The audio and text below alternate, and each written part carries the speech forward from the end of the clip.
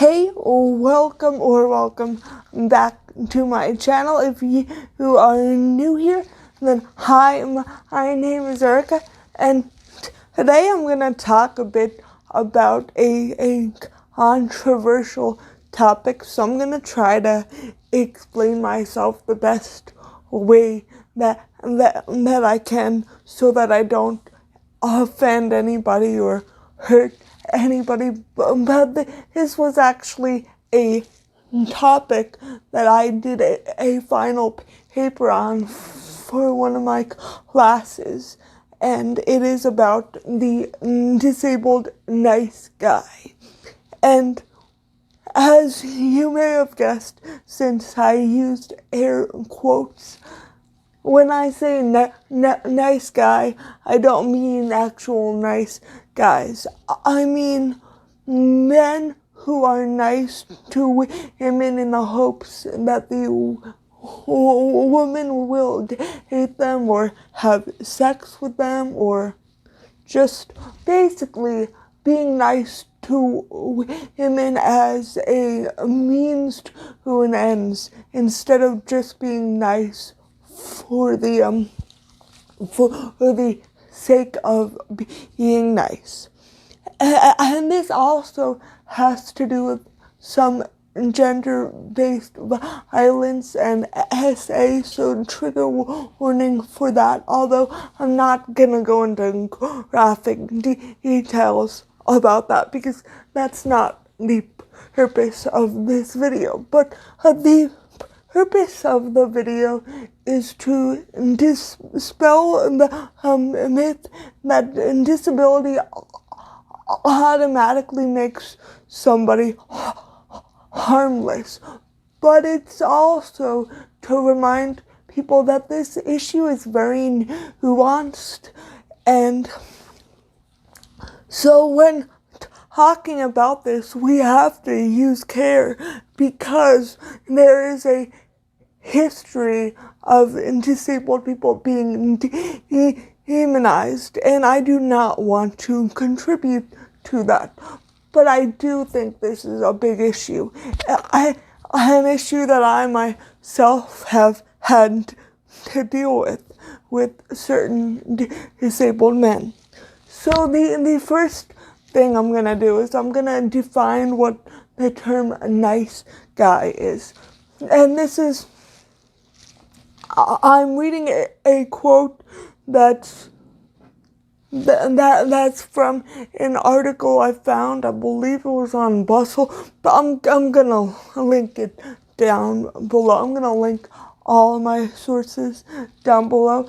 But the definition I have here is a man describes in benevolently sexist terms why he's so nice, puts down other men for not being nice, puts down women for choosing these men over him, and blames women for having very rational trust issues, and implies that these women have wronged him for not dating him.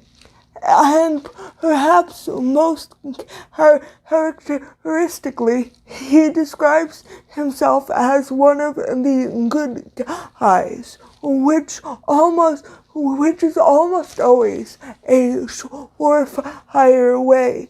A surefire sign. I'm terrible at reading out loud, as you may have guessed. A surefire sign that a guy is not actually good. And so that's basically what it is. It's when a guy thinks he's a nice guy, and I feel like, and this is something I wrote in my paper, but I feel like a lot of this is, I'm not going to say it stems from, but a lot of it was exacerbated by, like, you know, in the early 2000s, when there were like all those movies about the nice guys who finally get the girl to pay attention to them. I think that whole phenomenon in the media did contribute to this. Like movies like Superbad and stuff like that. Like the whole, if you're just nice,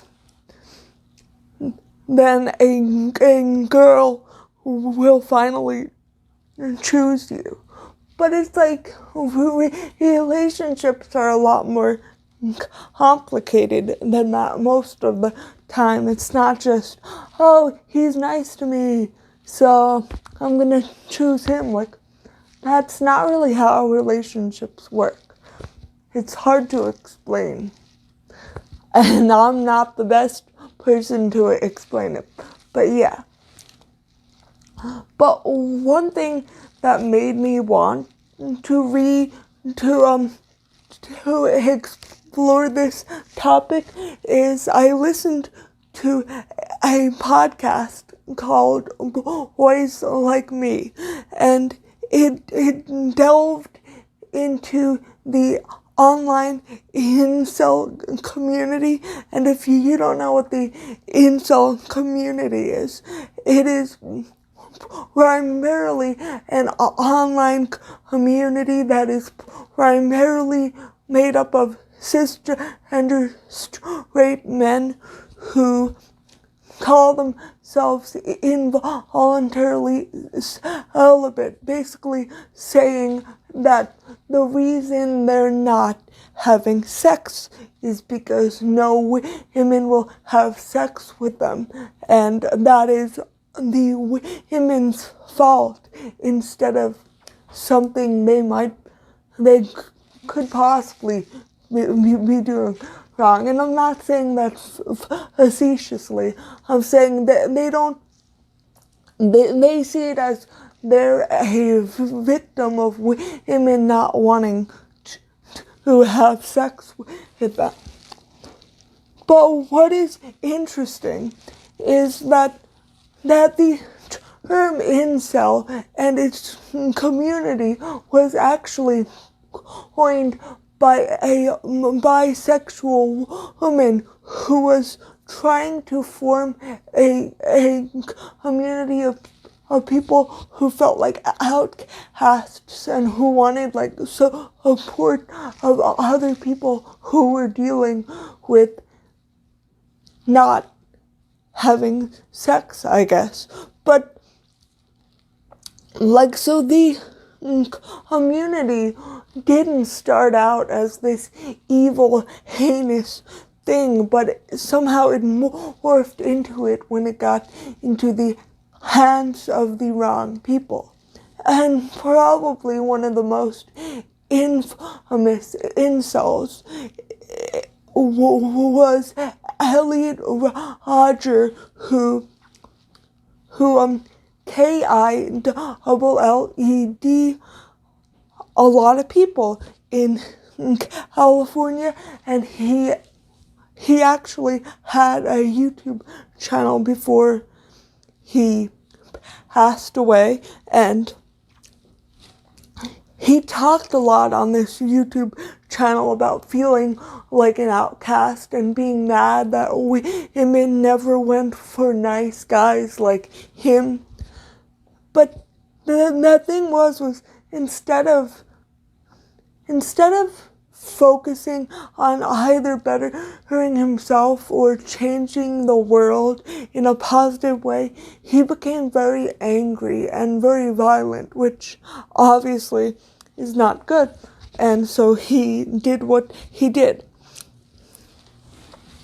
And so many incels today look to him for like inspiration, and they see him as like a martyr, which is obviously not good. We do not want people worshipping people like him because he did terrible things and harmed a lot of people who did nothing to him just because he was mad that he couldn't get laid. And I don't say that as a joke because it's not a joke. I'm being serious. And another incel, and this was what the podcast Boys Like Me primarily focused on, is a man named Alex Hassian, and he's actually an autistic man. So this is where this ties into the thing about disabled nice guys and disabled incels, because since Manassian was, or is, because he's still alive, autistic, he felt like that contributed a lot to why he could not find women. And I'm not going to invalidate that, but what he did because of his anger is not okay. He ran his truck into a bunch of people, and a bunch of people passed away as a result. And he says he was inspired by Elliot Rodger. And I mean, the podcast Boys Like Me delves into this a lot more than I possibly could, because I'm not interviewing all these people. I don't have access to that. But basically, the host of the podcast interviewed one of her friends. His name was Evan. I don't recall his last name. I don't know if they gave it, but let's just call him Evan. But he's also an autistic man. And what I really liked about the Boys Like Me podcast is that, like, it did explore how somebody's autism, and more specifically, how the ableism autistic people face can contribute to, like, things like this. But it also reminded us that we can't blame autism alone on that, because that's a very ableist thing to do. And like, the guy Evan, he's not a violent person, and he says in the podcast, I'm not an incel, like, I just wouldn't do that. Even if I feel rejected, I'm not going to harm other people. And I think that is something very important to remember when talking about this, is that disability alone does not create monsters. And that is something I really want to drive home.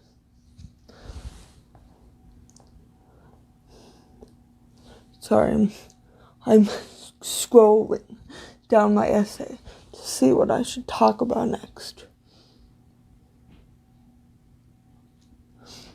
So, one thing I wanted to talk about, and this is going back to a video that I posted over the summer. If you've seen it, you may recall my video on Christopher Reeve, where I basically reviewed his two no, they're not autobiographies, they're more like memoirs. But so I reviewed two of his memoirs, and I talked about a section where I believe he sexually harassed one of his nurses at the nursing home he was staying at after his injury. And he basically said to the woman, like, how does my butt look?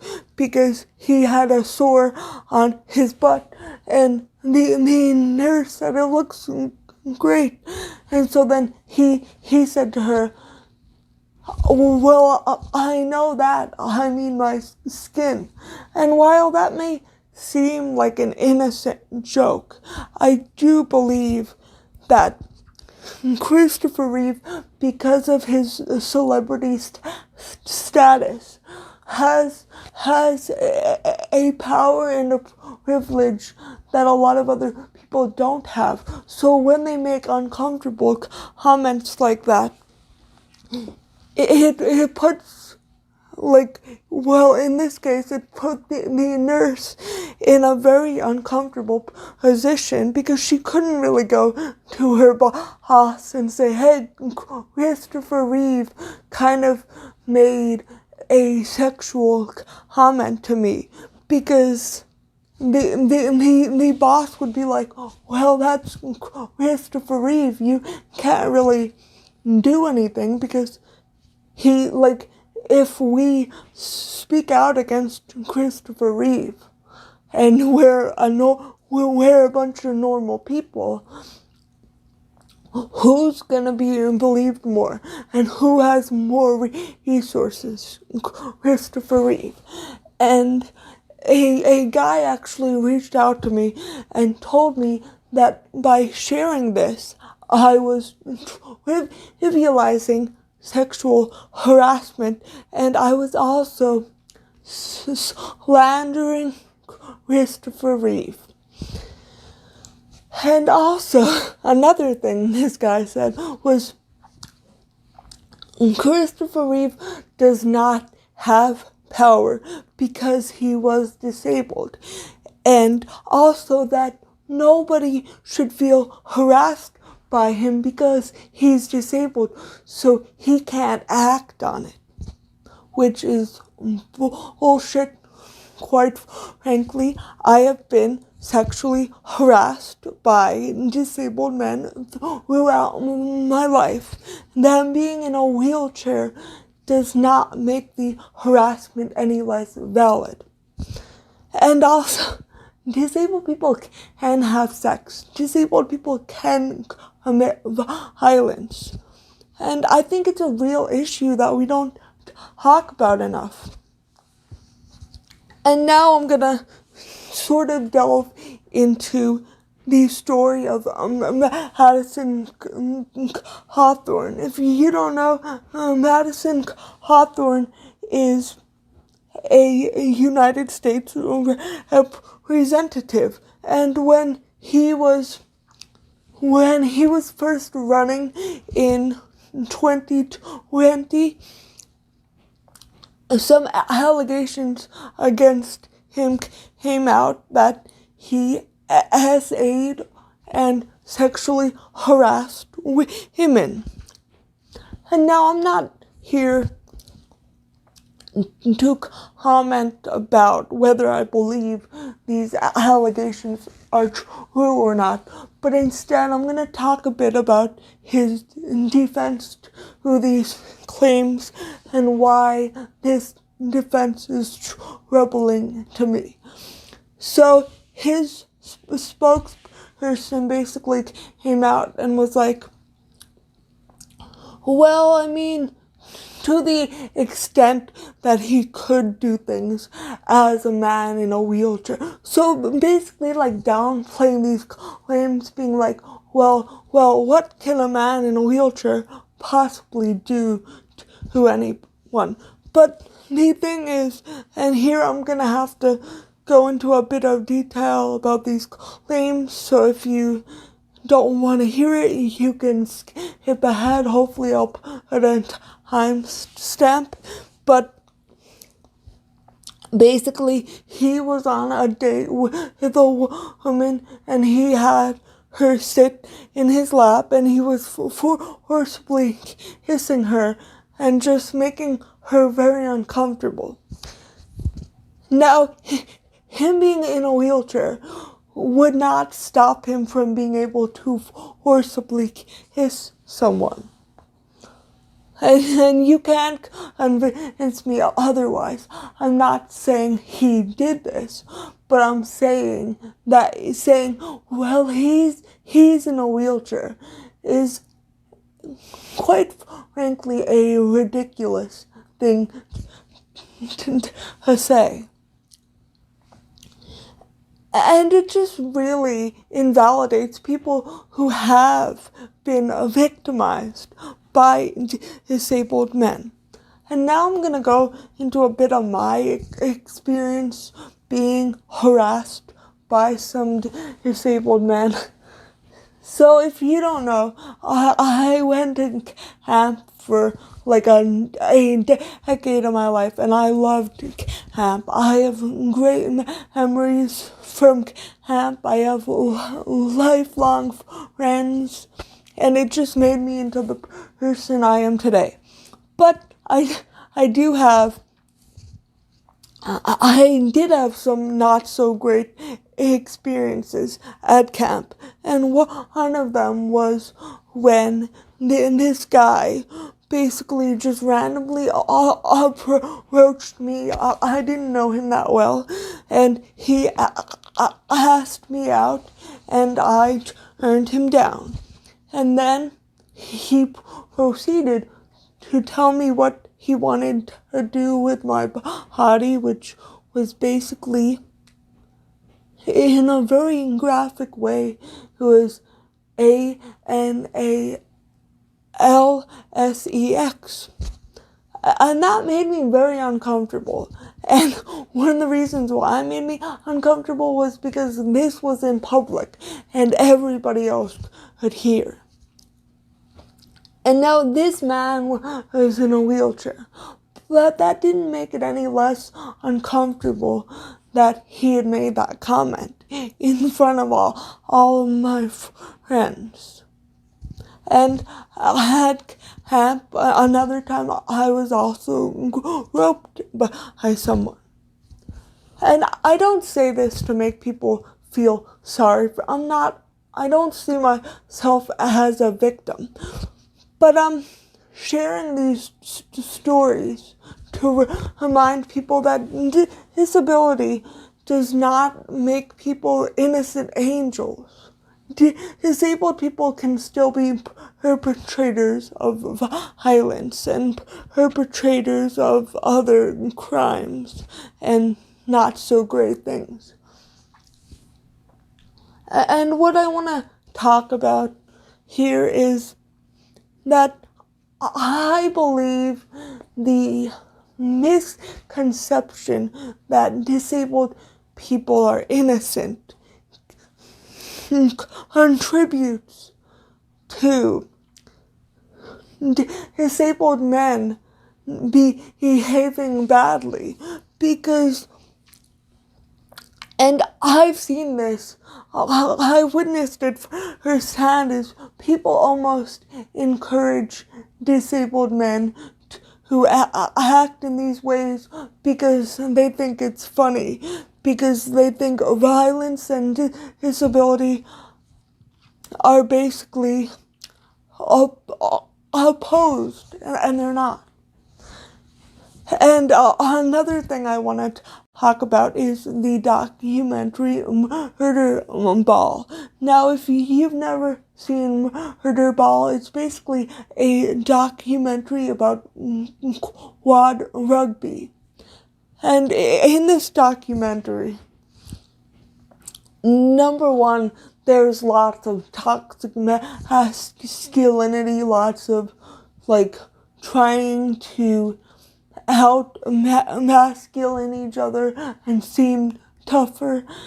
And you can't be sensitive, okay? And then also there's a lot of misogyny, the way the men talk about women and are like, oh, well, women like us when we act weak, so we do that so we can get laid. Women are not threatened by the guy that's in a chair. They come. Everyone's like, what's your approach, Scott? How do you work these women? Fuck it, man. I'm like, the more pitiful I am, the more the women like me. And they just objectify women in a lot of different ways, and it is disgusting.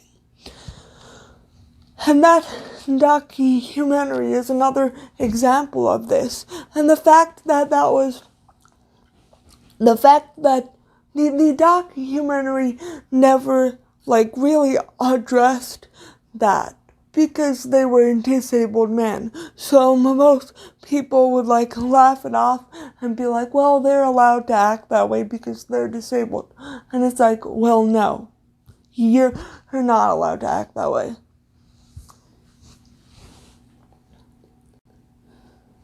And another thing I wanted to say is in one of the research papers we had to read for one of my classes, a disability studies scholar named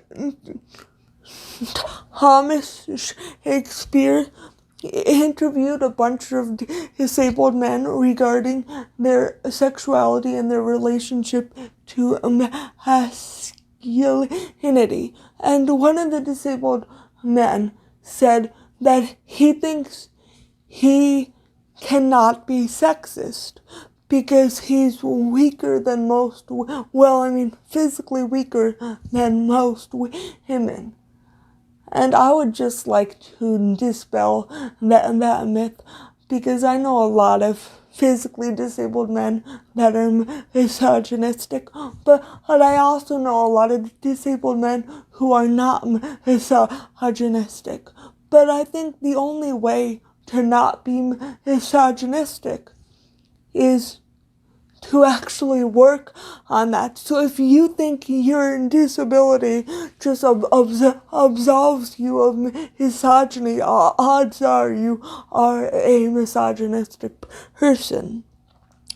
Because the only way to not be misogynistic is to work on it, to unlearn a lot of the internalized things you've learned throughout the years. And so this video is not to put blame on disabled men or say they're terrible people, because I know some really great disabled men.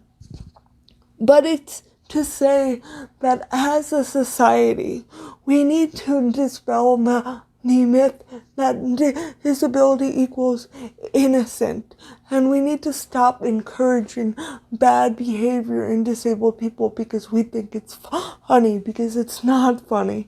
It's as serious as if non-disabled people do things. And I think that's the end of this video. I know it was a bit all over the place, but if you've seen my channel before, you probably came into it expecting that. But thank you so much for watching. If you've learned something, please give it a big thumbs up. And I hope to see you again next time. 1 second. Bye.